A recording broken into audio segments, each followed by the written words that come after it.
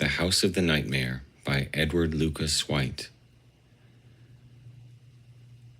I first caught sight of the house from the brow of the mountain as I cleared the woods and looked across the broad valley several hundred feet below me to the low sun sinking toward the far blue hills.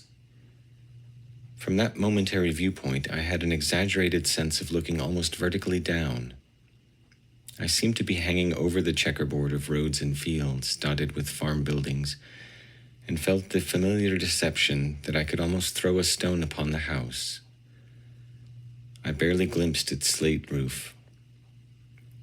What caught my eyes was the bit of road in front of it, between the mass of dark green shade trees about the house and the orchard opposite. Perfectly straight it was, bordered by an even row of trees, through which I made out a cinder side path and a low stone wall.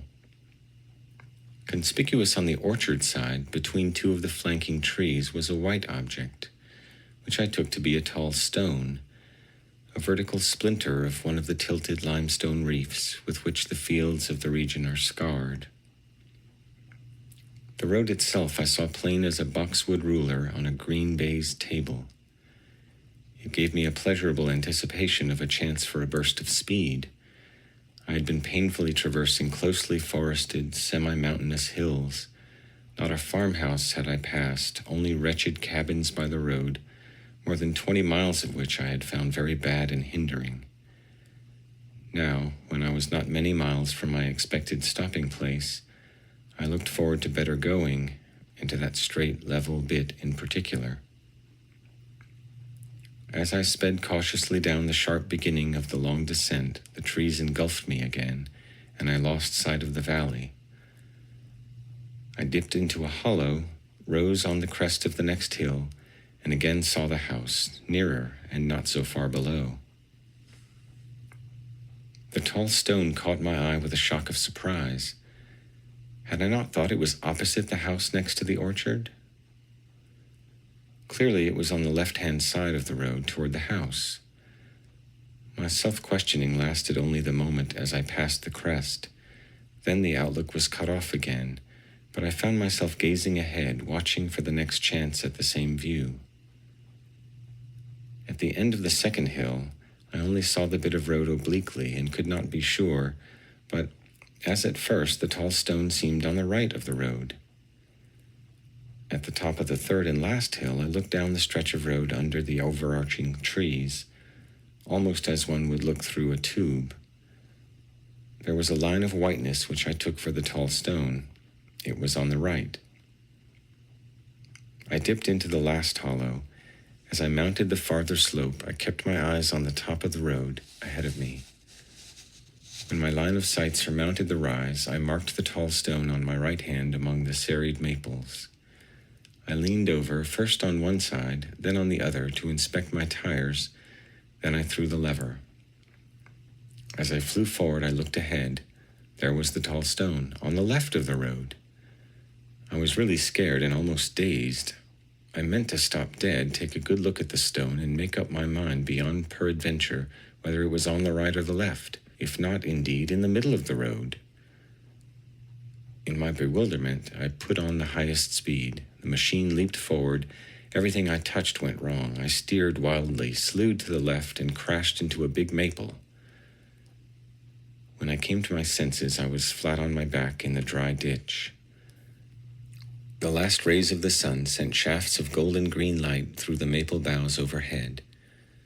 My first thought was an odd mixture of appreciation of the beauties of nature and disapproval of my own conduct in touring without a companion, a fad I had regretted more than once. Then my mind cleared and I sat up. I felt myself from the head down. I was not bleeding, no bones were broken, and while much shaken, I had suffered no serious bruises. Then I saw the boy. He was standing at the edge of the cinder path near the ditch. He was stocky and solidly built, barefoot, with his trousers rolled up to his knees, wore a sort of butternut shirt open at the throat, and was coatless and hatless. He was tow-headed with a shock of tousled hair, was much freckled, and had a hideous hare lip. He shifted from one foot to the other, twiddled his toes, and said nothing whatever, though he stared at me intently. I scrambled to my feet and proceeded to survey the wreck. It seemed distressingly complete. It had not blown up, nor even caught fire, but otherwise the ruin appeared hopelessly thorough. Everything I examined seemed worse smashed than the rest. My 2 hampers alone, by one of those cynical jokes of chance, had escaped. Both had pitched clear of the wreckage and were unhurt, not even a bottle broken. During my investigations, the boy's faded eyes followed me continuously, but he uttered no word. When I had convinced myself of my helplessness, I straightened up and addressed him. "How far is it to the blacksmith shop?" 8 mile, he answered. He had a distressing case of cleft palate and was scarcely intelligible. "Can you drive me there?" I inquired. "Nary team on the place," he replied.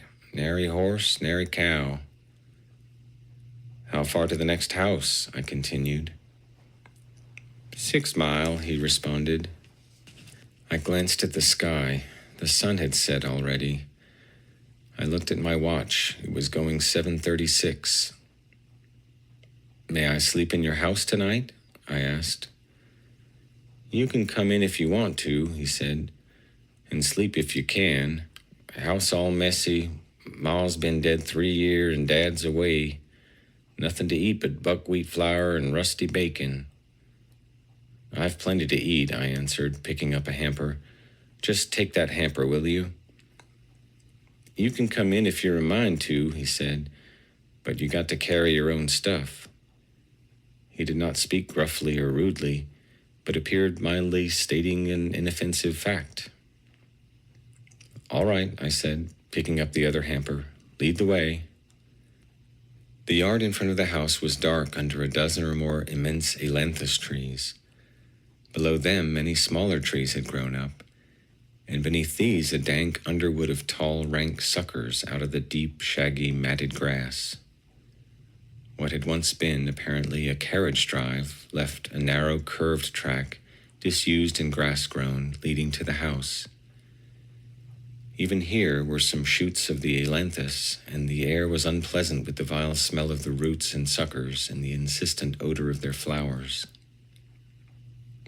The house was of gray stone, with green shutters faded almost as gray as the stone. Along its front was a veranda, not much raised from the ground, and with no balustrade or railing. On it were several hickory splint rockers. There were 8 shuttered windows toward the porch, and midway of them a wide door, with small violet panes on either side of it and a fanlight above. "Open the door," I said to the boy. "Open it yourself," he replied, not unpleasantly nor disagreeably, but in such a tone that one could not but take the suggestion as a matter of course. I put down the 2 hampers and tried the door. It was latched but not locked, and opened with a rusty grind of its hinges on which it sagged crazily, scraping the floor as it turned. The passage smelt moldy and damp. There were several doors on either side. The boy pointed to the first on the right. "You can have that room," he said. I opened the door. What with the dusk, the interlacing trees outside, the piazza roof, and the closed shutters, I could make out little. "Better get a lamp," I said to the boy. "Nary lamp," he declared cheerfully. "Nary candle. Mostly I get a bed before dark." I returned to the remains of my conveyance. All 4 of my lamps were merely scrap metal and splintered glass. My lantern was mashed flat. I always, however, carried candles in my valise. This I found split and crushed, but still holding together. I carried it to the porch, opened it, and took out 3 candles.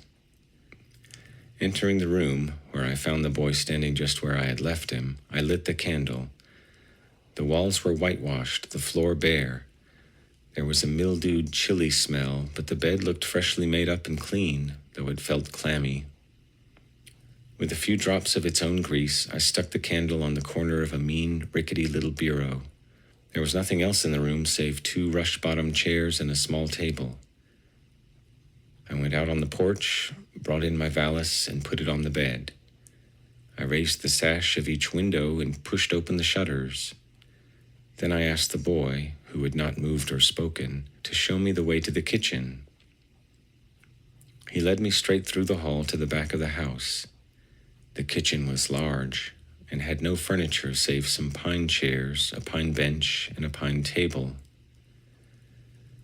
I stuck 2 candles on opposite corners of the table. There was no stove or range in the kitchen, only a big hearth, the ashes in which smelt and looked a month old. The wood in the woodshed was dry enough, but even it had a celery, stale smell.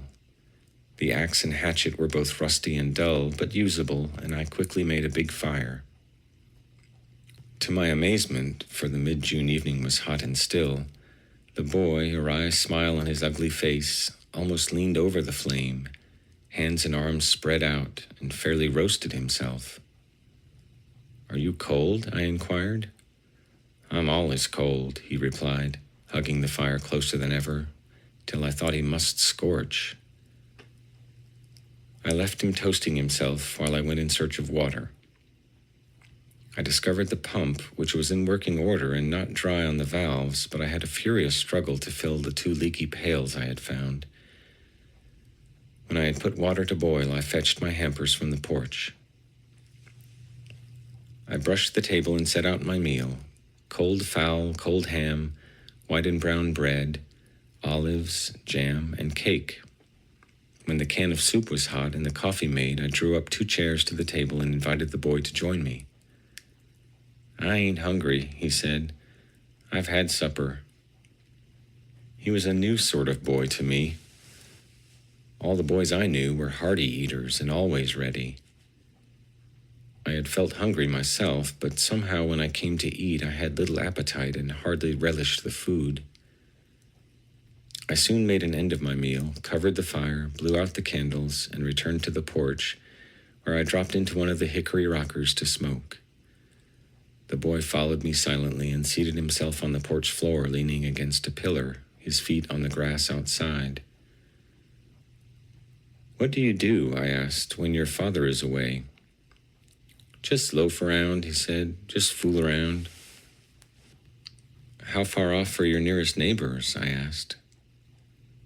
"Don't no neighbors never come here," he stated. "Say they're afeard of the ghosts." I was not at all startled. The place had all those aspects which lead to a house being called haunted. I was struck by his odd, matter-of-fact way of speaking. It was as if he had said they were afraid of a cross dog. "Do you ever see any ghosts around here?" I continued. "Never seen 'em," he answered, as if I had mentioned tramps or partridges. "Never hear 'em. Sort of feel 'em around sometimes." "Are you afraid of them?" I asked. "Nope," he declared. "I ain't scared of ghosts. I'm scared of nightmares. Ever have nightmares?" "Very seldom," I replied. "I do," he returned. "Always have the same nightmare. Big sow, big as a steer, trying to eat me up. Wake up so scared I could run to never. Nowheres to run to. Go to sleep and have it again. Wake up worse scared than ever. Dad says it's buckwheat cakes in summer." "You must have teased a sow sometime," I said. "Yep," he answered. "Teased a big sow once, holding up one of her pigs by the hind leg. Teased her too long, fell in the pen and got bit up some. Wished I hadn't a teased her. Have that nightmare 3 times a week sometimes. Worse than being burnt out. Worse than ghosts. See, I sort of feel ghosts around now." He was not trying to frighten me. He was as simply stating an opinion as if he had spoken of bats or mosquitoes. I made no reply and found myself listening involuntarily. My pipe went out. I did not really want another, but felt disinclined for bed as yet, and was comfortable where I was, while the smell of the ailanthus blossoms was very disagreeable. I filled my pipe again, lit it, and then, as I puffed, somehow dozed off for a moment. I awoke with a sensation of some light fabric trailed across my face. The boy's position was unchanged. "Did you do that?" I asked sharply. "Ain't done nary thing," he rejoined. "What was it?" "It was like a piece of mosquito netting brushed over my face." "That ain't netting," he asserted. "That's a veil. That's one of the ghosts. Some blow on you. Some touch you with their long, cold fingers. That one with the veil she drags across your face, well, mostly I think it's Ma." He spoke with the unassailable conviction of the child in We Are Seven. I found no words to reply and rose to go to bed. "Good night," I said. "Good night," he echoed. "I'll sit out here a spell yet." I lit a match, found the candle I had stuck on the corner of the shabby little bureau, and undressed. The bed had a comfortable husk mattress, and I was soon asleep. I had the sensation of having slept some time when I had a nightmare, the very nightmare the boy had described. A huge sow, big as a dray horse, was reared up on her forelegs over the footboard of the bed, trying to scramble over to me. She grunted and puffed, and I felt I was the food she craved. I knew in the dream that it was only a dream, and strove to wake up. Then the gigantic dream beast floundered over the footboard, fell across my shins, and I awoke. I was in darkness as absolute as if I were sealed in a jet vault, yet the shudder of the nightmare instantly subsided. My nerves quieted. I realized where I was and felt not the least panic. I turned over and was asleep again almost at once. Then I had a real nightmare. Not recognizable as a dream, but appallingly real, an unutterable agony of reasonless horror.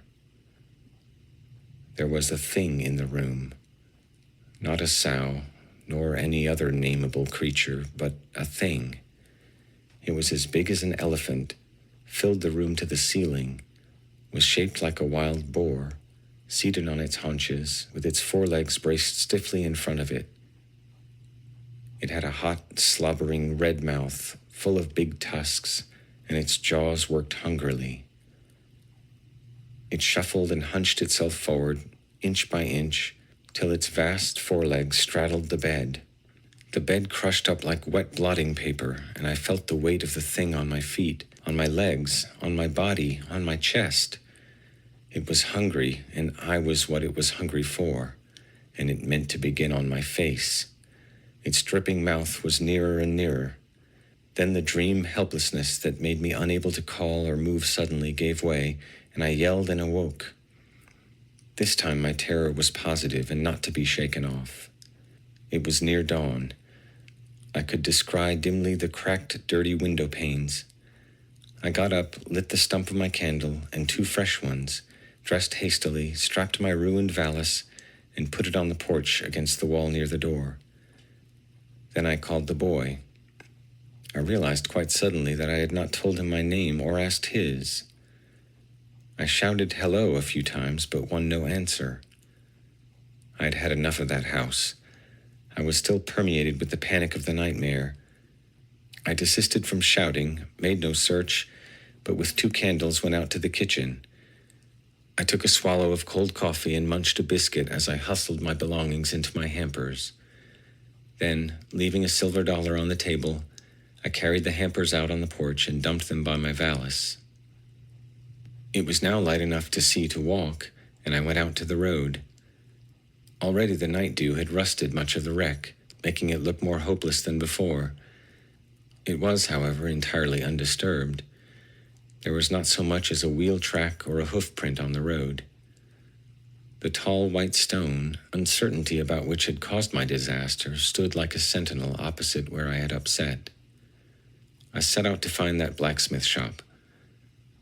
Before I had gone far, the sun rose clear from the horizon and almost at once scorching. As I footed it along, I grew very much heated, and it seemed more like 10 miles than 6 before I reached the first house. It was a new frame house, neatly painted and close to the road, with a whitewashed fence along its garden front. I was about to open the gate when a big black dog with a curly tail bounded out of the bushes. He did not bark, but stood inside the gate wagging his tail and regarding me with a friendly eye. Yet I hesitated with my hand on the latch and considered. The dog might not be as friendly as he looked, and the sight of him made me realize that, except for the boy, I had seen no creature about the house where I had spent the night. No dog or cat, not even a toad or bird. While I was ruminating upon this, a man came from behind the house. "Will your dog bite?" I asked. "Nah," he answered. "He don't bite. Come in." I told him I had had an accident to my automobile and asked if he could drive me to the blacksmith shop and back to my wreckage. "Cert," he said. "Happy to help you. I'll hitch up for shortly. Where'd you smash?" "In front of the gray house about 6 miles back," I answered. "That big stone-built house?" he queried. "The same," I assented. "Did you go past here?" he inquired, astonished. "I didn't hear you." "No," I said. "I came from the other direction." "Why," he meditated, "you must have smashed about sunup. Did you come over them mountains in the dark?" "No," I replied. "I came over them yesterday evening. I smashed up about sunset." "Sundown?" he exclaimed. "Where in thunder have you been all night?" "I slept in the house where I broke down." "In that there big stone-built house in the trees?" he demanded. "Yes," I agreed. "Why," he quavered excitedly, "that there house is haunted. They say if you have to drive past it after dark, you can't tell which side of the road the big white stone is on." "I couldn't tell even before sunset," I said. "There," he exclaimed. "Look at that now. And you slept in that house? Did you sleep, honest?" "I slept pretty well," I said, "except for a nightmare. I slept all night." "Well," he commented, "I wouldn't go in that house for a farm, nor sleep in it for my salvation. And you slept? How in thunder did you get in?" "The boy took me in," I said. "What sort of boy?" he queried, his eyes fixed on me with a queer, countrified look of absorbed interest. "A thick-set, freckled-faced boy with a hair lip," I said. "Talk like his mouth was full of mush?" he demanded. "Yes," I said. "Bad case of cleft palate." "Well," he exclaimed, "I never did believe in ghosts, and I never did believe that house was haunted, but I know it now. And you slept." "I didn't see any ghosts," I retorted irritably. "You seen a ghost for sure," he rejoined solemnly. "That there hair-lip boy's been dead 6 months."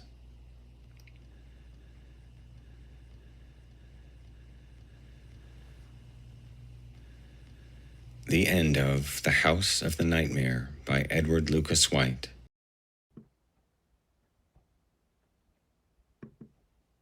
Ancient Lights by Algernon Blackwood. From Southwater, where he left the train, the road led due west. That he knew, for the rest he trusted to luck, being one of those born walkers who dislike asking the way. He had that instinct, and as a rule it served him well. A mile or so due west along the sandy road till you come to a stile on the right, then across the fields. You'll see the red house straight before you. He glanced at the postcard's instructions once again, and once again he tried to decipher the scratched-out sentence without success. It had been so elaborately inked over that no word was legible. Inked-out sentences in a letter were always enticing. He wondered what it was that had to be so carefully obliterated. The afternoon was boisterous, with a tearing, shouting wind that blew from the sea, across the Sussex Weald. Massive clouds with rounded, piled-up edges cannoned across gaping spaces of blue sky. Far away, the line of downs swept the horizon like an arriving wave. Shank Tonbury Ring rode their crest, a scudding ship, hull down before the wind. He took his hat off and walked rapidly, breathing great draughts of air with delight and exhilaration. The road was deserted. No horsemen, bicycles, or motors. Not even a tradesman's cart. No single walker. But anyhow, he would never have asked the way. Keeping a sharp eye for the stile, he pounded along while the wind tossed the cloak against his face and made waves across the blue puddles in the yellow road. The trees showed their under leaves of white, the bracken and the high new grass bent all one way. Great life was in the day, high spirits and dancing everywhere. And for a Croydon surveyor's clerk just out of an office, this was like a holiday at the sea. It was a day for high adventure, and his heart rose up to meet the mood of nature. His umbrella with the silver ring ought to have been a sword, and his brown shoes should have been top boots with spurs upon the heels. Where hid the enchanted castle and the princess with the hair of sunny gold? His horse. The stile came suddenly into view and nipped adventure in the bud. Everyday clothes took him prisoner again. He was a surveyor's clerk, middle-aged, earning £3 a week, coming from Croydon to see about a client's proposed alterations in a wood, something to ensure a better view from the dining room window. Across the fields, perhaps a mile away, he saw the red house gleaming in the sunshine, and resting on the stile a moment to get his breath, he noticed a copse of oak and hornbeam on the right. Aha, he told himself. So that must be the wood he wants to cut down to improve the view. I'll have a look at it. There were boards up, of course, but there was an inviting little path as well. I'm not a trespasser, he said. It's part of my business, this is. He scrambled awkwardly over the gate and entered the copse. A little round would bring him to the field again. But the moment he passed among the trees, the wind ceased shouting, and a stillness dropped upon the world. So dense was the growth that the sunshine only came through in isolated patches. The air was close. He mopped his forehead and put his green felt hat on, but a low branch knocked it off again at once, and as he stooped, an elastic twig swung back and stung his face. There were flowers along both edges of the little path. Glades opened on either side. Ferns curved about in damper corners, and the smell of earth and foliage was rich and sweet. It was cooler here. What an enchanting little wood, he thought, turning down a small green glade where the sunshine flickered like silver wings. How it danced and fluttered and moved about. He put a dark blue flower in his buttonhole. Again his hat, caught by an oak branch as he rose, was knocked from his head, falling across his eyes. And this time he did not put it on again. Swinging his umbrella, he walked on with uncovered head, whistling rather loudly as he went. But the thickness of the trees hardly encouraged whistling, and something of his gaiety and high spirits seemed to leave him. He suddenly found himself treading circumspectly and with caution. The stillness of the wood was so peculiar. There was a rustle among the ferns and leaves, and something shot across the path 10 yards ahead, stopped abruptly an instant with head cocked sideways to stare, then dived again beneath the underbrush with the speed of a shadow. He started like a frightened child, laughing the next second that a mere pheasant could have made him jump.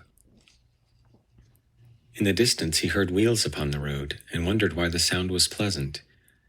Good old butcher's cart, he said to himself, then realized that he was going in the wrong direction and had somehow got turned round, for the road should be behind him, not in front. And he hurriedly took another narrow glade that lost itself in greenness to the right. That's my direction, of course, he said. The trees has mixed me up a bit, it seems. Then found himself abruptly by the gate he had first climbed over.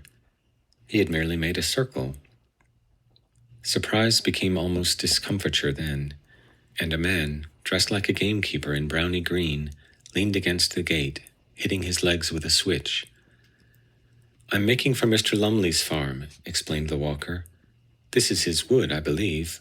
Then stopped dead because it was no man at all, but merely an effect of light and shade and foliage.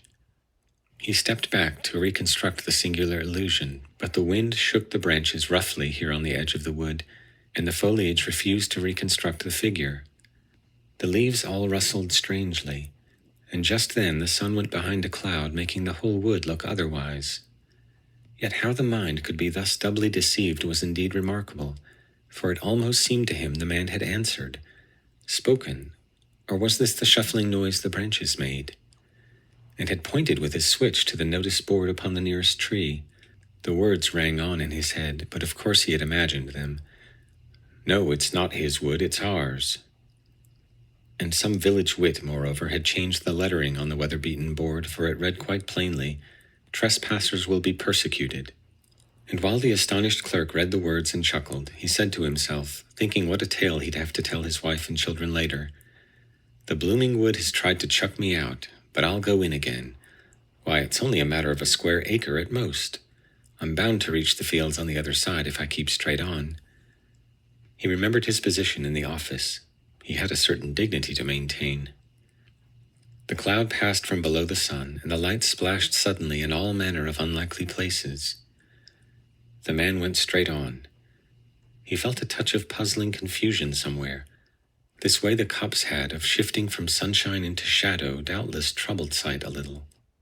To his relief at last, a new glade opened through the trees and disclosed the fields with a glimpse of the red house in the distance at the far end. But a little wicket gate that stood across the path had first to be climbed, and as he scrambled heavily over, for it would not open, he got the astonishing feeling that it slid off sideways beneath his weight and towards the wood. Like the moving staircases at Harrod's and Earl's Court, it began to glide off with him. It was quite horrible. He made a violent effort to get down before it carried him into the trees, but his feet became entangled with the bars and umbrella, so that he fell heavily upon the farther side, arms spread across the grass and nettles, boots clutched between the first and second bars. He lay there a moment like a man crucified upside down, and while he struggled to get disentangled, feet, bars, and umbrella formed a regular net, he saw the little man in browny green go past him with extreme rapidity through the wood. The man was laughing. He passed across the glade some 50 yards away, and he was not alone this time. A companion like himself went with him. The clerk, now upon his feet again, watched them disappear into the gloom of green beyond. "They're tramps, not gamekeepers," he said to himself, half mortified, half angry. But his heart was thumping dreadfully, and he dared not utter all his thought. He examined the wicket gate, convinced it was a trick gate somehow, then went hurriedly on again, disturbed beyond belief to see that the glade no longer opened into fields, but curved away to the right. What in the world had happened to him? His sight was so utterly at fault. Again the sun flamed out abruptly and lit the floor of the wood with pools of silver, and at the same moment a violent gust of wind passed shouting overhead.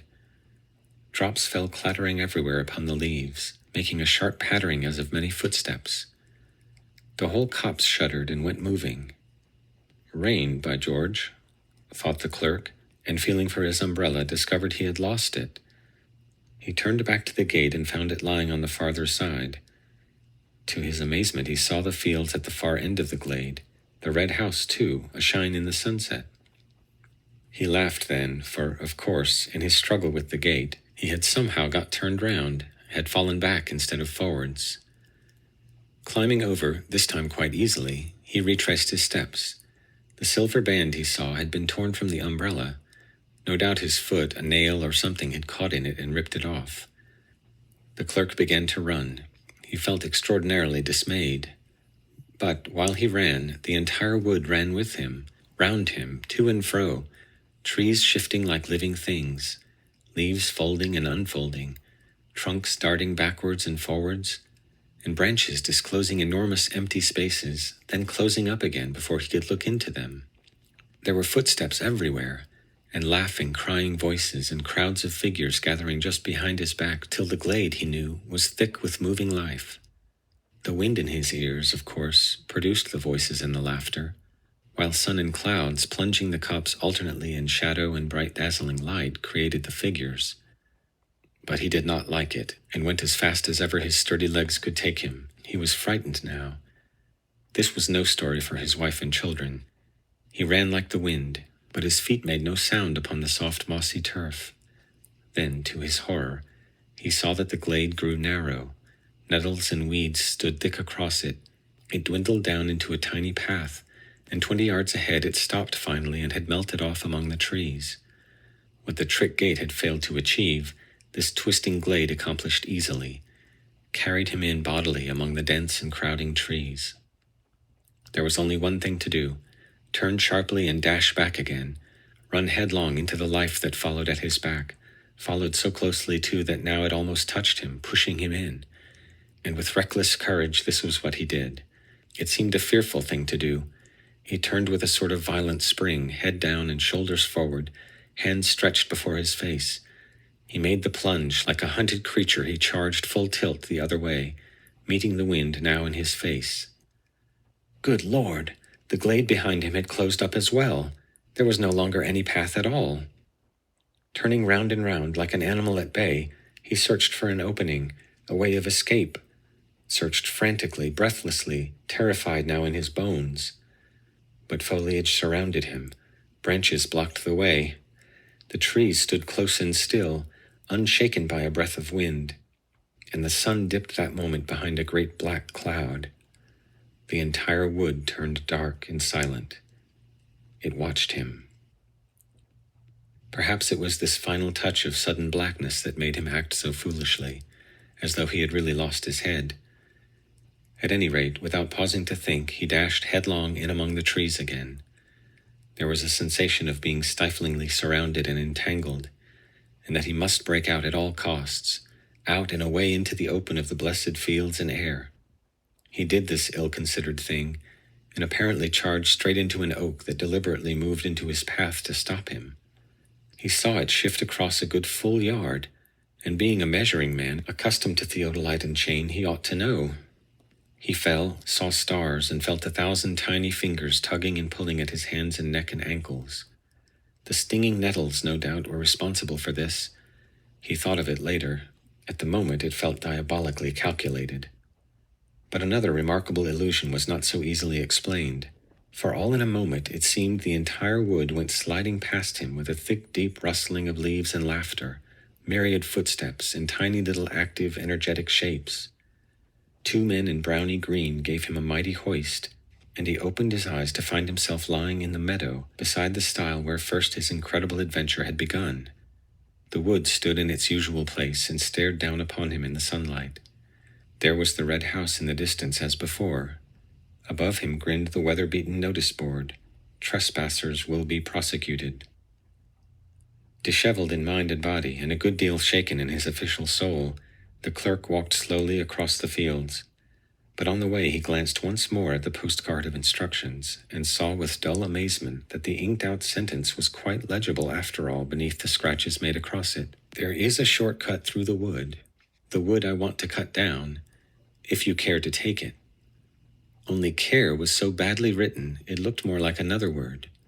The C was uncommonly like D. "That's the copse that spoils my view of the downs, you see," his client explained to him later, pointing across the fields and referring to the ordnance map beside him. "I want it cut down and a path made so and so." His finger indicated direction on the map.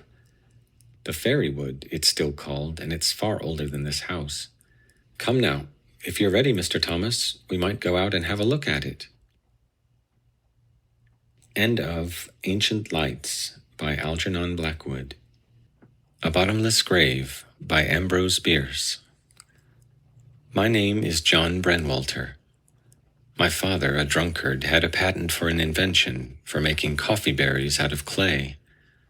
But he was an honest man and would not himself engage in the manufacture.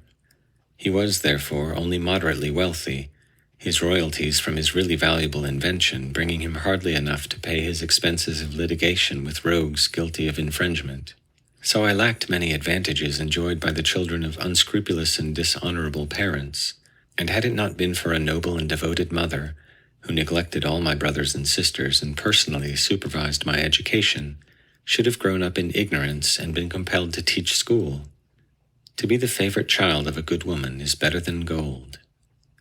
When I was 19 years of age, my father had the misfortune to die. He had always had perfect health, and his death, which occurred at the dinner table without a moment's warning, surprised no one more than himself.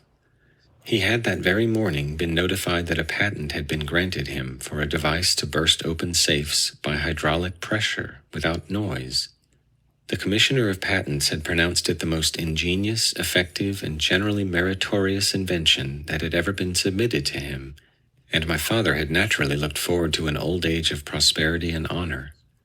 His sudden death was, therefore, a deep disappointment to him, but my mother, whose piety and resignation to the will of heaven were conspicuous virtues of her character, was apparently less affected. At the close of the meal, when my poor father's body had been removed from the floor, she called us all into an adjoining room and addressed us as follows. "My children, the uncommon occurrence that you have just witnessed is one of the most disagreeable incidents in a good man's life, and one in which I take little pleasure, I assure you. I beg you to believe that I had no hand in bringing it about.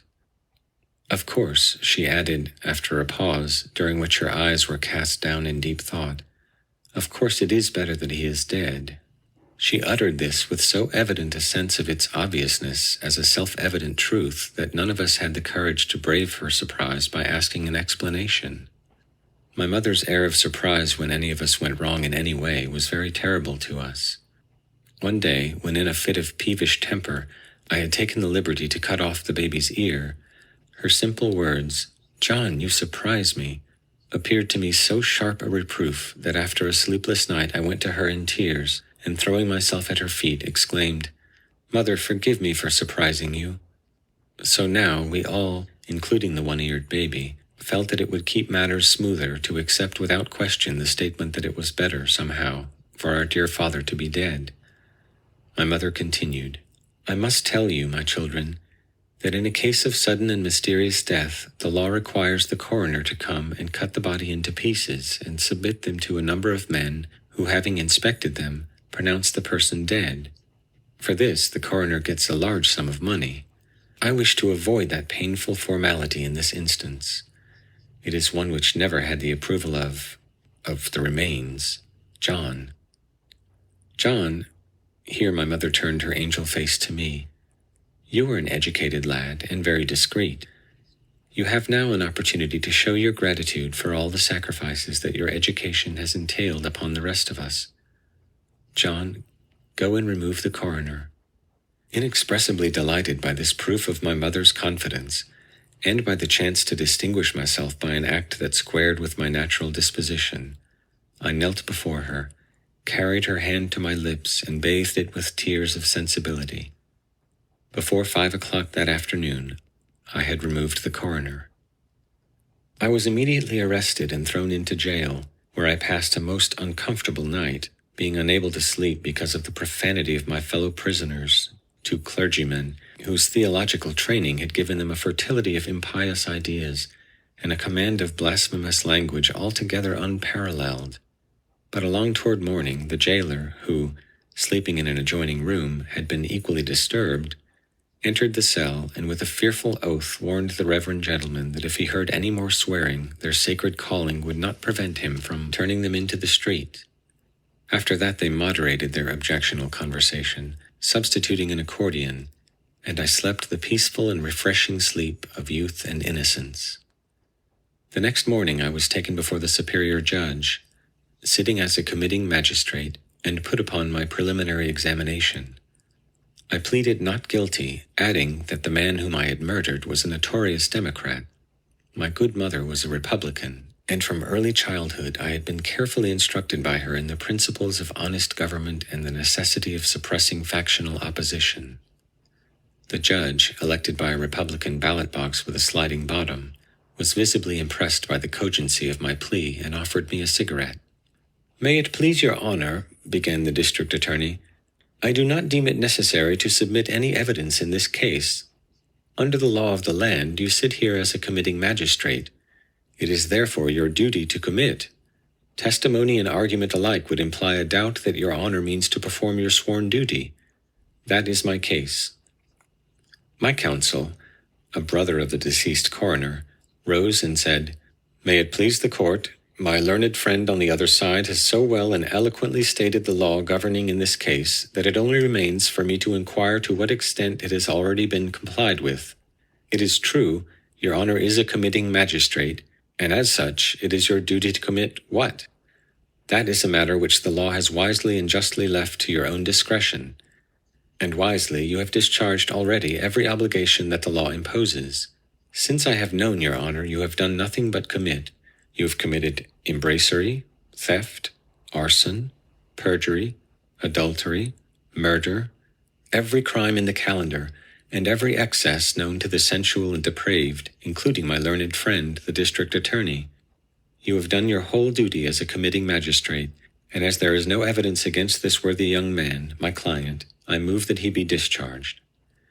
An impressive silence ensued. The judge arose, put on the black cap, and in a voice trembling with emotion, sentenced me to life and liberty. Then, turning to my counsel, he said, coldly but significantly, "I will see you later." The next morning, the lawyer who had so conscientiously defended me against a charge of murdering his own brother, with whom he had a quarrel about some land, had disappeared, and his fate is to this day unknown. In the meantime, my poor father's body had been secretly buried at midnight in the backyard of his late residence, with his late boots on and the contents of his late stomach unanalyzed. "He was opposed to display," said my dear mother, as she finished tamping down the earth above him, and assisted the children to litter the place with straw. "His instincts were all domestic, and he loved a quiet life."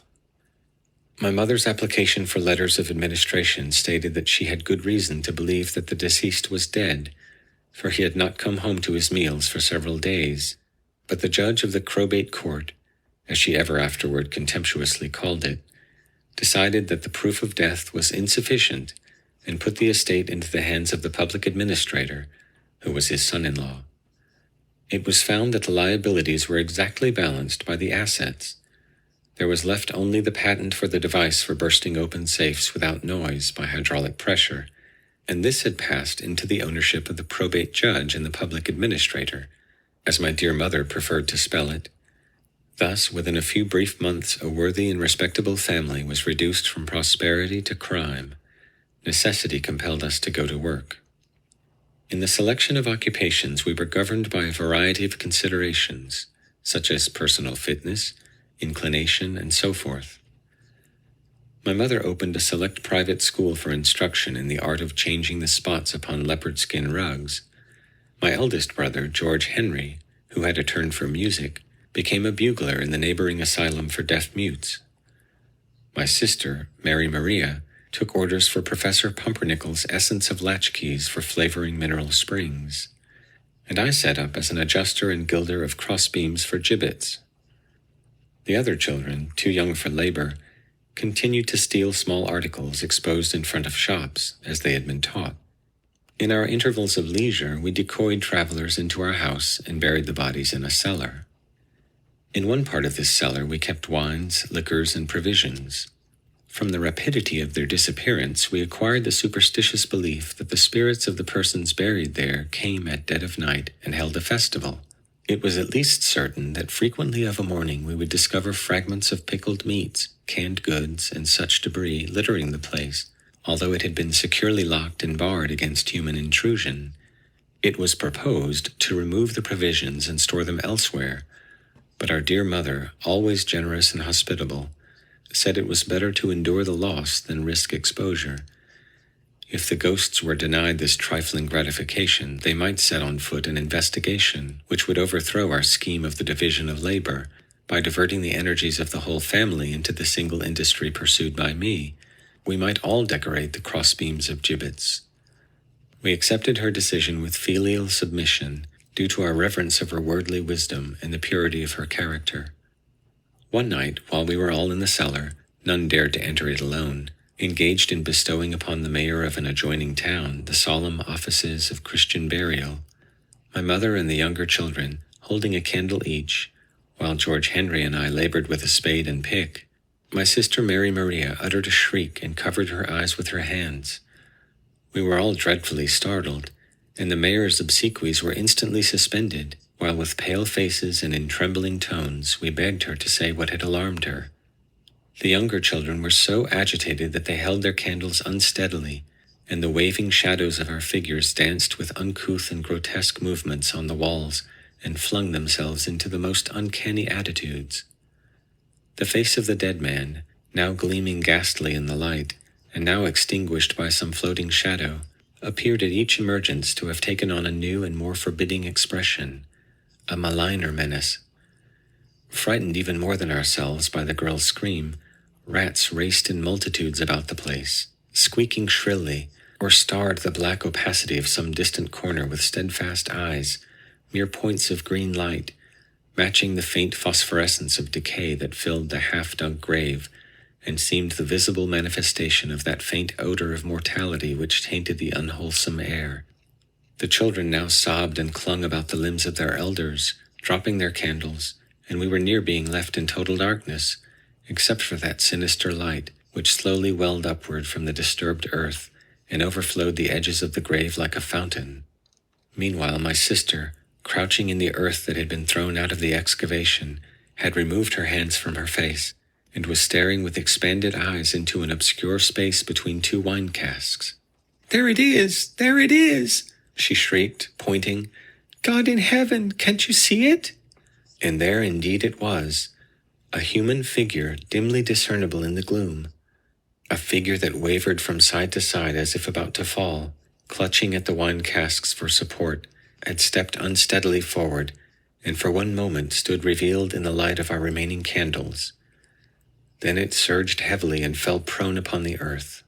In that moment we had all recognized the figure, the face and bearing of our father, dead these 10 months and buried by our own hands.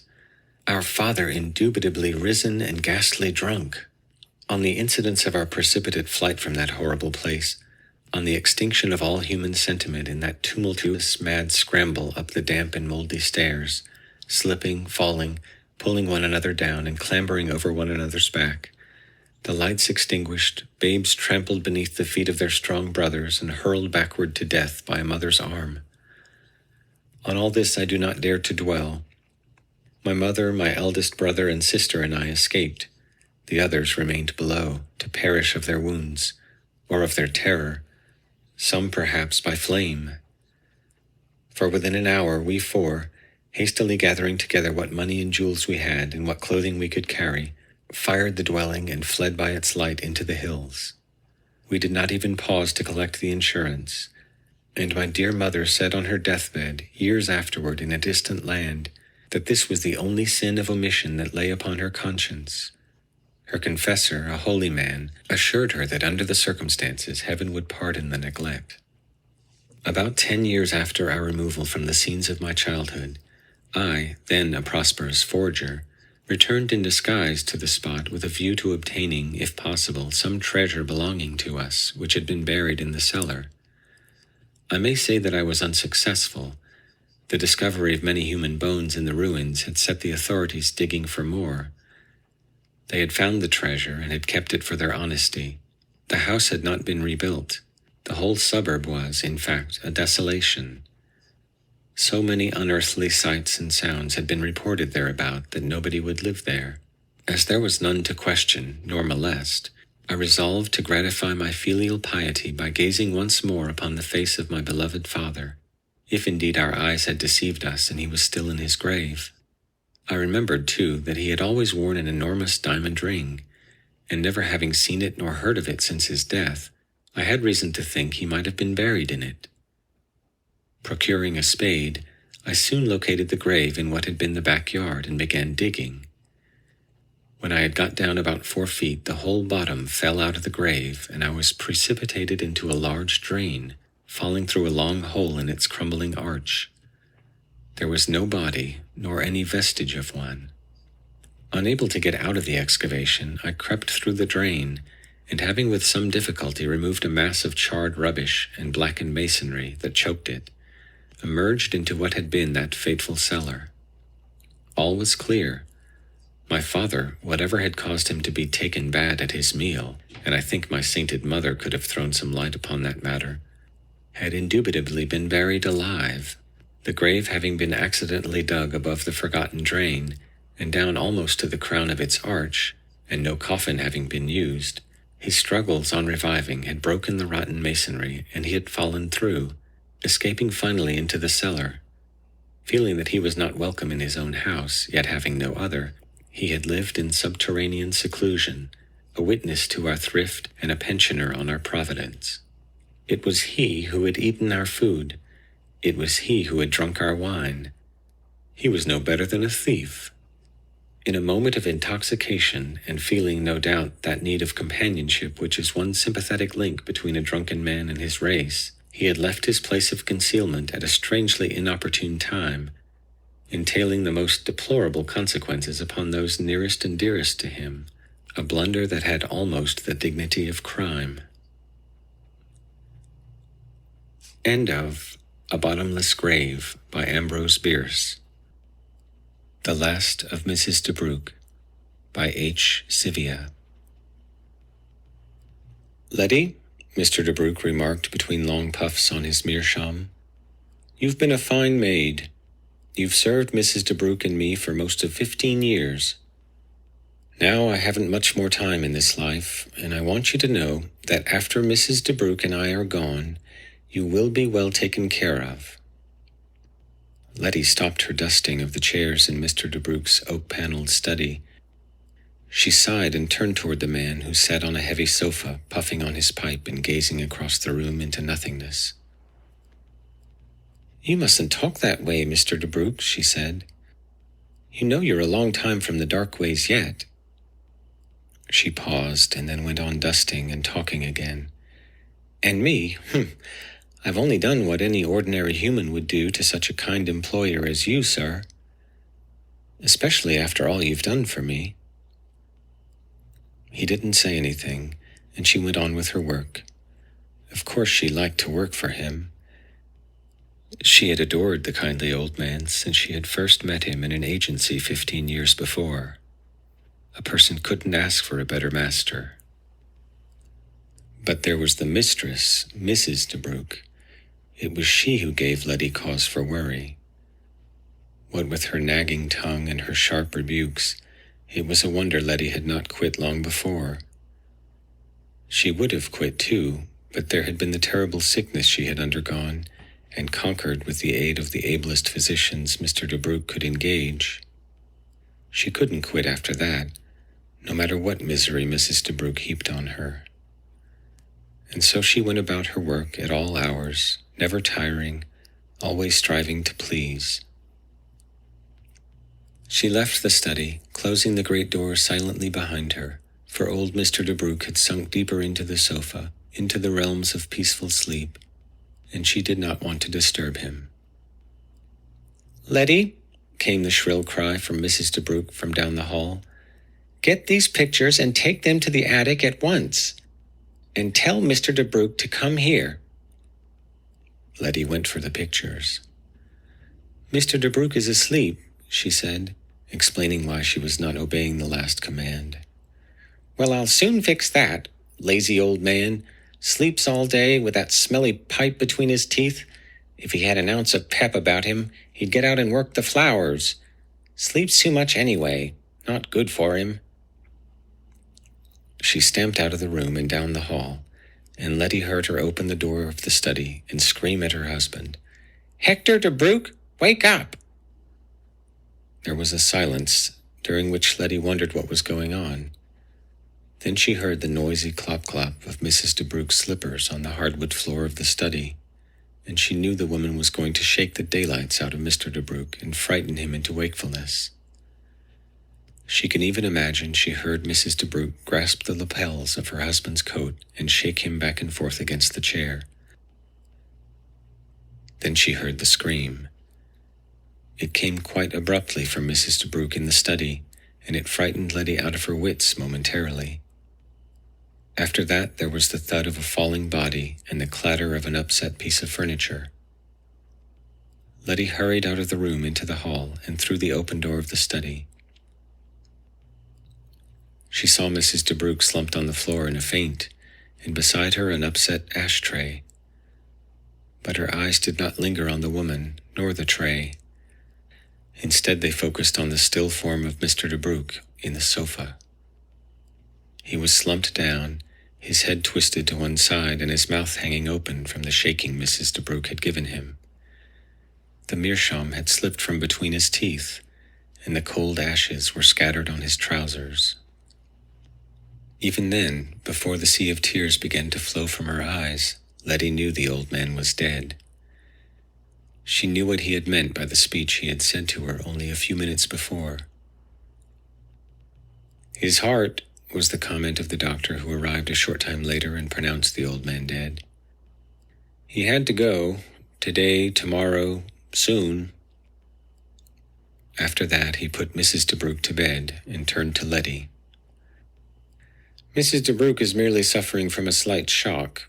There's nothing more I can do. When she awakens, see that she stays in bed for the rest of the day." He left then, and Letty felt a strange coldness about the place, something that had not been there while Mr. DeBruck was alive. She went downstairs and made several telephone calls, which she knew would be necessary. Later, when Mrs. DeBruck was feeling better, other arrangements could be made.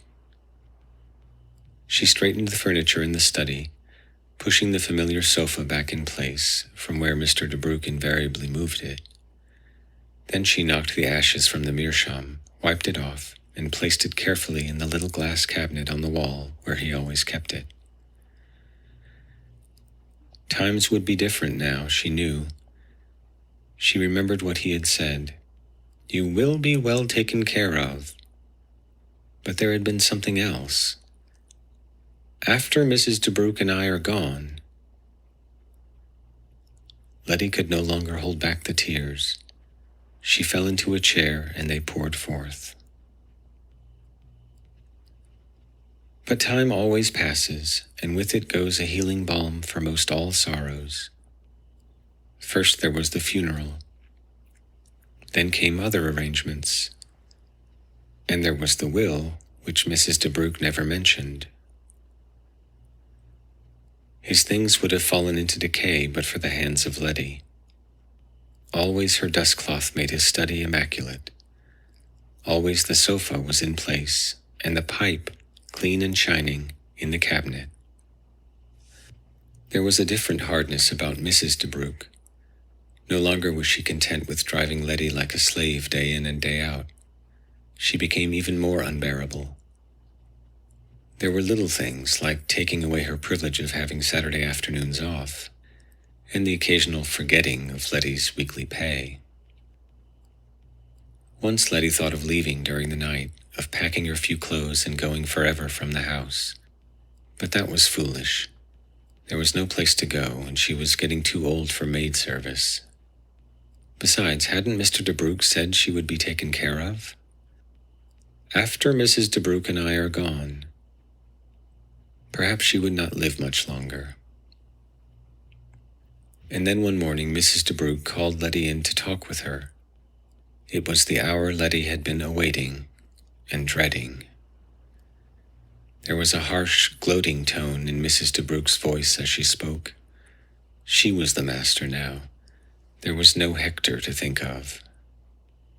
"Letty," she said, "for some time now I've been considering closing the house.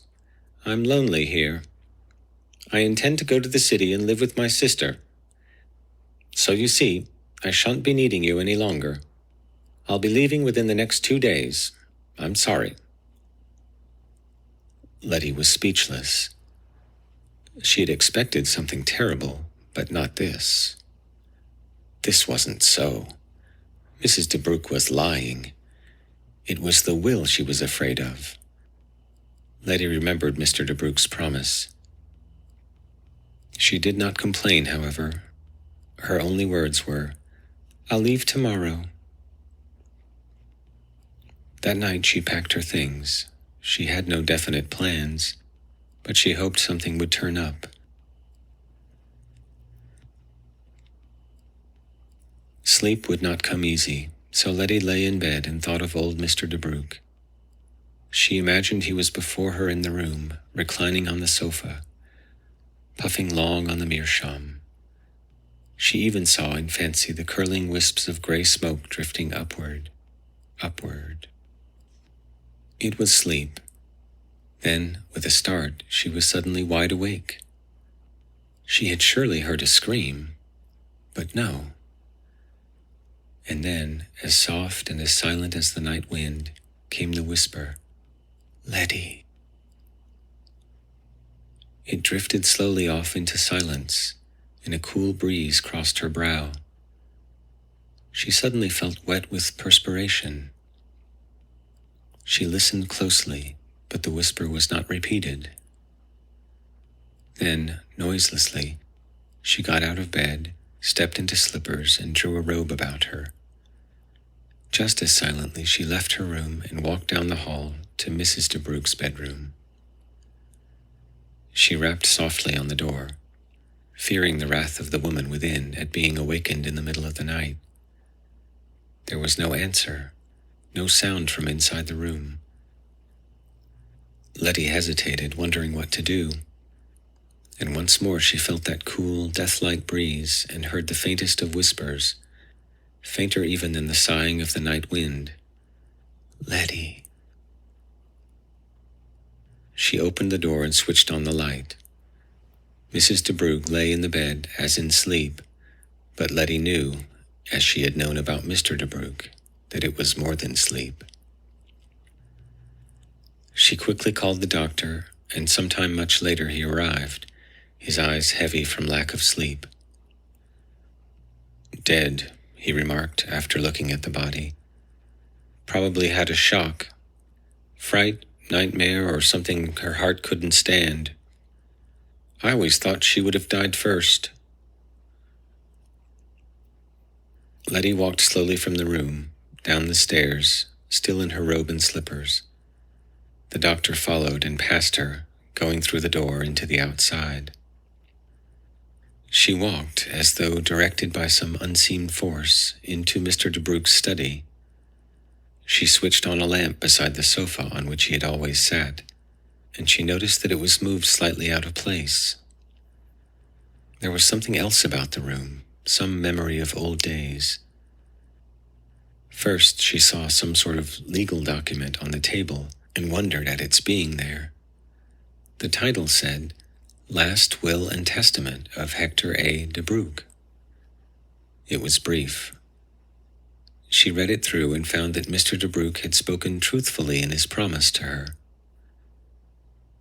Beside the will on the table was another object, and she knew then what the something else in the room was. The meerschaum. It lay there beside the document, and a thin spiral of grayish smoke rose upward from it toward the ceiling. No longer did Letty wonder about anything. The end of The Last of Mrs. DeBrugh by H. Sivia. The White Feather Hex by Don Peterson. It all started with a Dutchman, a Pennsylvania Dutchman named Peter Scheinberger, who tilled a weather-beaten farm back in the hills. A strong, wiry man he was. His arms were knotted sections of solid hickory forming themselves into gnarled hands and twisted stubs of fingers. His furrowed brow, dried by the sun and cracked in a million places by the wind, was well irrigated by long rivulets of sweat. When he went forth in the fields behind his horse and plow, it wasn't long before his hair was plastered down firmly to his scalp. The salty water poured out of the deep rings in his ruddy neck and ran down his dark brown back. As he grew older, the skin peeled and grew loose. It hung on him in folds like the brittle hide of a rhino. It seemed that the more years he spent in his fields behind the plow horse, the more he slipped back into the timeless tradition of his forefathers.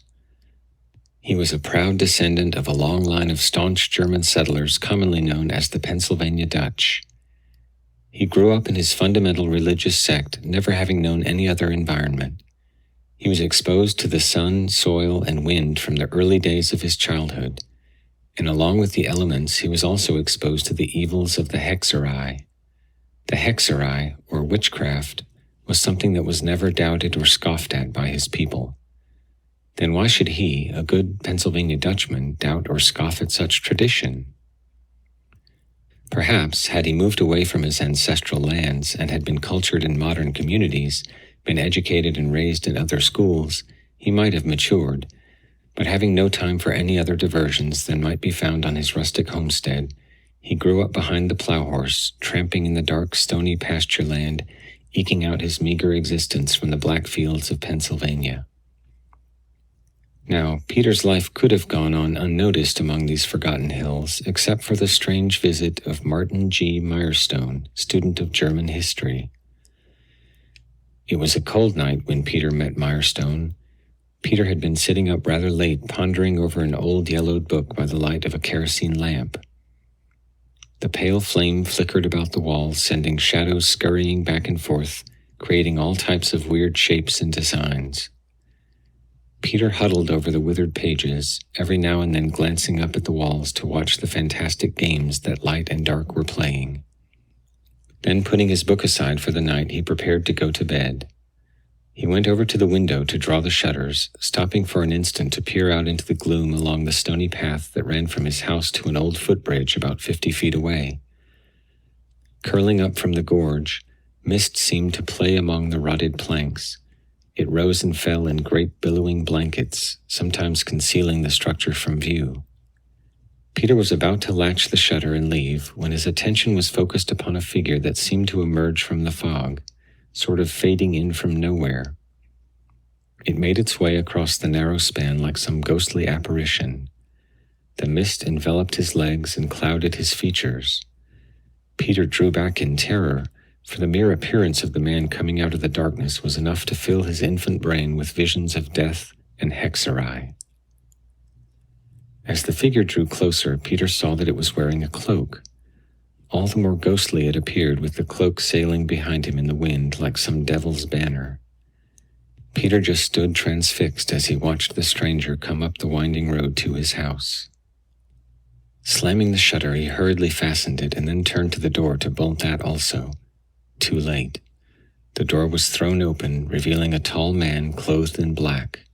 His face was wreathed in a wide grin, a grin that seemed to make fun of the grayish pallor of his face and the ominous appearance of his wild garb. Before the man stepped inside, Peter made a mental image of the scene, for it was to be firmly embedded in his mind so that he would never forget the slightest detail for the rest of his life.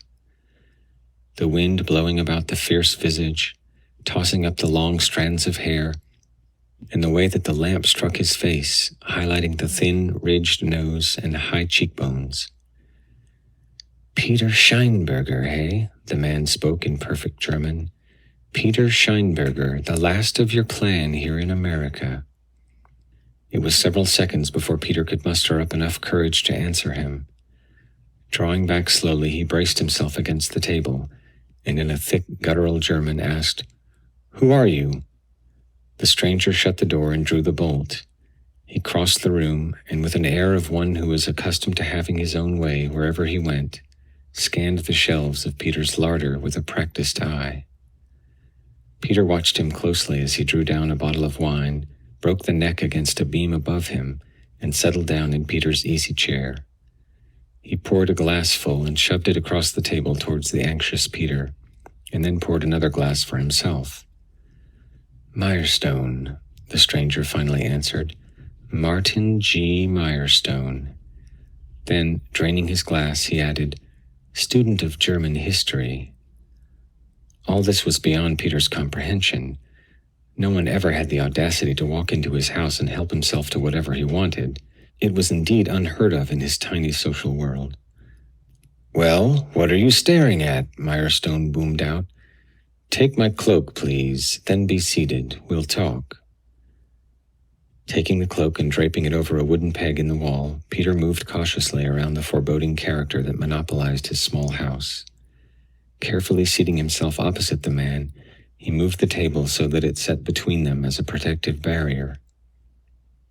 "I'll make myself clear to you," Mirestone explained, "for I want my stay to be as brief as possible." He poured himself another glass of wine, then settled back in the chair, half closing his eyes. "You see, I am a student, you might say, of German history or folklore. I am in the process of writing a collective history of the Pennsylvania Dutch folk, their habits, beliefs, and—" He broke off for an instant as he leaned forward across the table, staring into the frightened eyes of Peter. "And their superstitions." Shifting his chair around in order to get benefit from the heat of the fireplace, Mirestone went on. Now I want facts, Scheinberger, authentic facts. I am prepared to pay you well for your trouble, but I insist on information that is backed up with sound, accurate truth. Peter became more relaxed, but still slightly uneasy. He didn't like the attitude of this man, Mirestone. He was too sure of himself, altogether too cocky. But then, on the other hand, he had said there would be a financial gain from any business that he could transact with him. Money was something that Peter knew he needed in order to keep his farm going, and any income, however small it may be, would be welcomed gratefully. Yes, he decided he had better endure the rudeness of this man. For a few seconds, however, the tall stranger seemed to lose all of his cockiness, and a somber look crept over his jovial features. Have you ever heard of the hex of the white feather? Peter thought a moment before he replied, Yes, I have heard of it. Then, nervously, he fingered his glass of wine that he had not as yet touched. Raising it up to his lips, he sipped it slowly as he stared at Mirestone over the rim of his glass. Yes, I have heard of it, he repeated. Good, you have heard of it. Now, you will tell me about it, of course. I want to know all about it, how it is practiced, the results, and so forth. Is that why you came here, only to learn of the white feather hex? Mirestone climbed to his feet and paced the room. Yes, he said. Peter noted a sad tone in his voice, and he waited for him to say more. Yes, Mirestone continued. I have, like you, heard of the hex of the white feather. I have traced it down to several families, but none could tell me anything about it that was factual. Half of the stupid fools made up stories as they went along, some concocting the biggest bunch of asinine tales that I've ever heard. But you, Peter, are a descendant of the Scheinbergers. I know for a fact that Otto Scheinberger practiced the white feather hex and passed the power on down to your father. From there it stopped. However, there must be some record of it in your family. You are in possession of the books of your grandfather, aren't you? I have several of his books. Some of them I've read. Well, Mirestone waited. Did you come across anything about the hex? Yes, answered Peter. I read about that which you mention. Splendid. Now we are getting somewhere. Can you find me the book that tells of it? Peter finished drinking his wine, and setting the glass upon the table, he slowly rose and faced Mirestone with a look of superiority playing about his rustic features. No, I'm afraid not. You see, I've burned the book. Mirestone's face went white. You burned it? Yes, said Peter. I don't wish to have anything to do with such black magic. It is better burned. But you must remember the hex. Although the book is destroyed, you still have the information in your head, Nine? I could never forget it if I wanted to, replied Peter reluctantly. If I could burn my memory also, it would be better. Mirestone went back to the fireplace and placed several chunks of wood on the blaze. A bright orange glow leaped out from the hearth and danced mockingly over his pallid brow, hiding his lank jowls in the shadows cast by the cheekbones. Like some grim specter, he rose up, towering above the little Dutchman. Peter had only to look into his eyes to see the imperative request that lingered behind the hollowed sockets. Throughout the remainder of the night, Peter, almost in spite of himself, racked his brain to bring back to mind everything that was mentioned in the book about the hex of the white feather. The idea was clear enough, but the minute details, the infinite possibilities for mistake, and the exacting specifications concerning the experiment were blurred in his memory. He knew that with time he could bring back everything that he had read, but it would take deep concentration and perhaps many days of trial and error to determine the right path that they must follow in order to have success. Mirestone, realizing that any distraction would break Peter's train of thought, sat quietly in the corner finishing off the Dutchman's supply of wine. He watched Peter closely through his slitted eyes, and it seemed that his compelling stare was the only force that could drive the frightened Peter on. Every so often, Peter would glance up and see Mirestone leaning back in the corner, half concealed by the deep shadows. Only his partially opened eyes could be seen flickering in the fiery glow of the hearth. Then he would cover his face with his large, knotted hands, work the twisted fingers through his hair, and try to bring back to mind the evil recipe. The glow from the fireplace gradually died down to make room for the streams of morning dawn. Peter blinked sleepily and got up to stretch a bit. Outside, the dull morning light worked its way over Peter's farm. Clouds of mist still poured up from the gorge, circling the bridge and creeping up the bank across the fields. Peter unlatched the heavy oaken door and went outside to the outbuildings. Meanwhile, Mirestone had started a fire in the stove and was placing slabs of bacon in the pan. "Nothing like a good old-fashioned peasant's breakfast," he laughed as Peter came in the door several minutes later. "So you brought a goat, eh?" he noticed.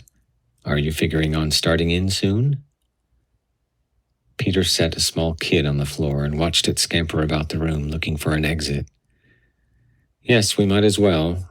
I don't like this business at all. I wish to get it over with as soon as possible, and—" Peter eyed Mirestone squarely. "I expect to be paid well for my trouble." He was trying to make himself believe that that was his only reason for complying with Mirestone's demands. Actually, he was not so sure. As the heat of the noonday sun blasted down on their backs, Mirestone watched Peter pass a feather, freshly plucked from a white leghorn, under the nose of the bleeding kid. Mirestone listened carefully to what Peter was telling him.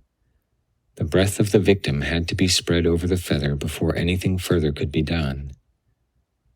"Tie him," commanded Peter. Mirestone held the goat by the scruff of his neck and fastened a halter about him. The other end was secured to a stake, allowing the kid to run about in a circle of 10 feet or so in diameter. "We will leave him for a while," said Peter as he walked back to the kitchen. Mirestone followed in the Dutchman's footsteps, and when they were inside, he listened intently as Peter recited a monosyllabic chant over the feather. "The chant is easy enough to learn," Peter assured him. "You will master it quickly." "I understand so far," Mirestone said. "Then that is all," Peter finished, "except that you can hang the feather up and watch it grow red." "Red?" "Yes," Peter explained. "That is the only way you can tell if the hex has worked." Peter went to a chest at the foot of his bed and drew out a small box of sewing utensils. He broke off a piece of black thread and replaced the box in the chest. "Now I'll show you what I mean," Peter spoke wearily as he tied the feather with the thread and suspended it from one of the rafters in the room. "Just sit and watch." It was not many minutes before a light red tint crept up the feather's quill, spreading slowly outwards towards the fringed edges. Deeper and deeper grew the intensity of the color until it reached a pure blood red. "Hurry outside," cried Peter. "You can see the goat in its last seconds of life." Mirestone hurried after the Dutchman. Jerking at the halter, the goat bleated in agony, prancing up and down frantically. Its eyes grew horribly bloodshot and finally closed. With a feeble, choking sigh, the animal dropped over on its side, its legs still twitching spasmodically. Mirestone bent over the hairy form and examined the head, now wet with perspiration. "Nothing can be done for the beast?" "No," Peter looked on with a touch of pity in his eyes. "Nothing can be done once the feather has turned red."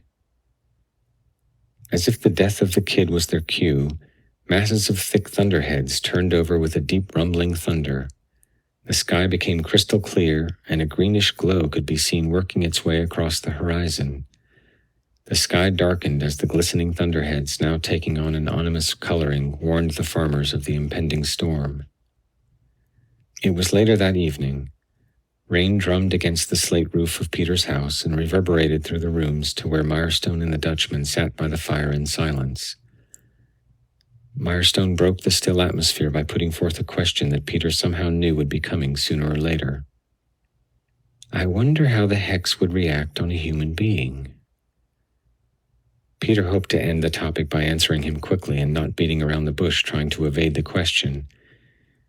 It would kill him eventually. Maybe not so quick as the goat, but it would kill him. What do you mean, not as quickly as the goat? Do you think it would take more time on a human? Perhaps. I have heard of cases in which the hex, once it was started, dragged on for many days. I see. Mirestone sat back again, thinking to himself. Peter didn't like this. He wanted to get rid of Mirestone. Well, you have your information. I showed you how the hex works, so why not pay me and leave? Mirestone got up and laughed in the Dutchman's face.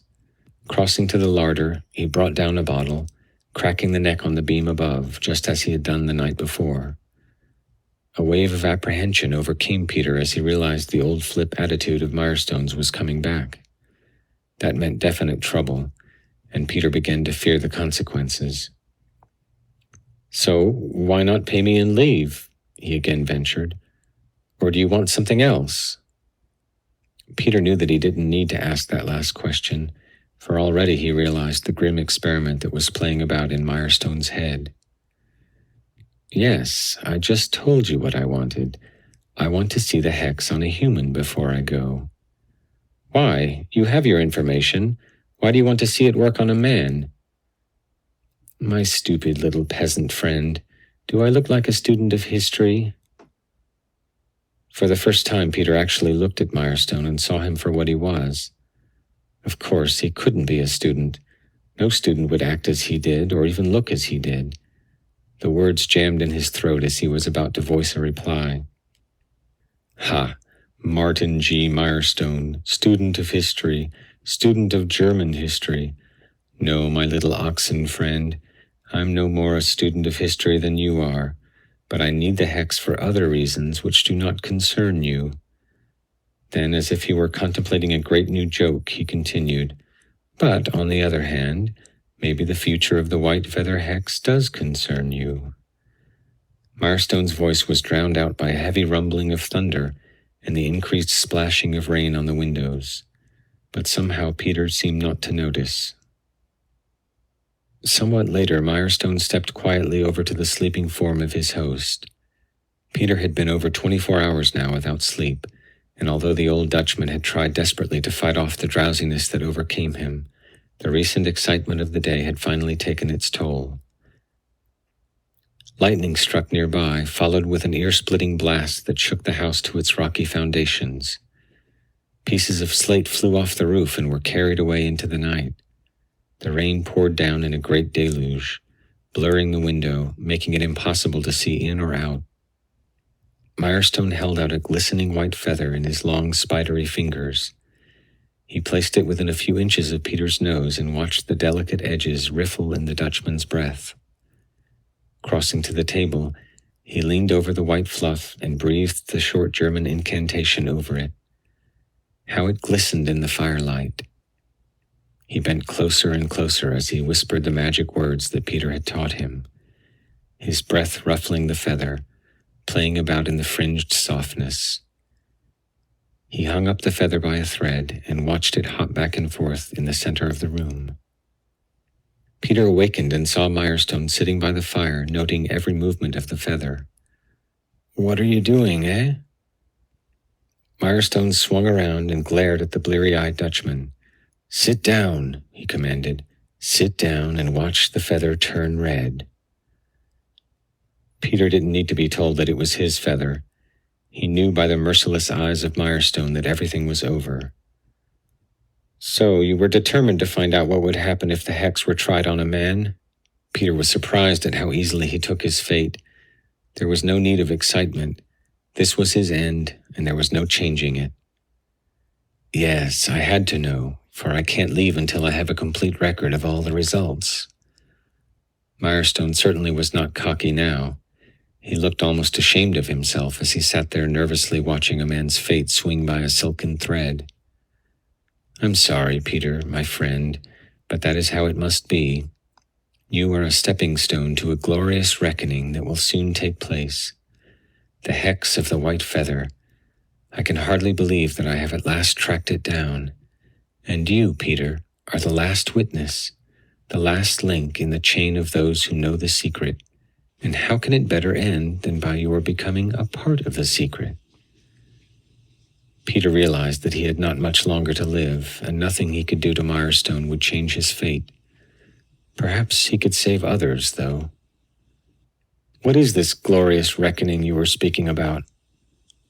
"As soon as I see how your case ends, I'll be able to go ahead and release my vengeance on those stupid, bungling fools who have thwarted my progress in the black arts.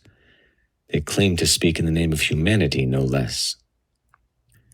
"In that case," exclaimed Peter, "I won't let myself be a foothold in your damned work. It is of the devil, and I'll have no part of it." "Shut up, fool. You are part of it already." "Not if my body is destroyed before you can get hold of it." Peter played his trump card. He quickly sprang back and slipped out the door into the storm. Mirestone jumped up after him, but it was too late. He peered out into the raging tempest, making out the figure of Peter struggling with the hatch on the horse barn. He pulled his cloak about him and started towards Peter to stop him. The rain beat his face, blinding him momentarily, and before he could see clearly, a dark mass pounded by, swift hoofs spattering mud all over him. Down the road sped Peter on the horse, down the road and towards the footbridge. Mirestone ran a few steps and halted. He heard the hollow staccato of horses' hoofs on the planks for an instant, followed by a splintering crash that rumbled up from the gorge. A long guttural cry pierced the black gloom as man and horse plunged down to the seething death awaiting them. Cursing savagely, Mirestone trudged back through the rain to the house.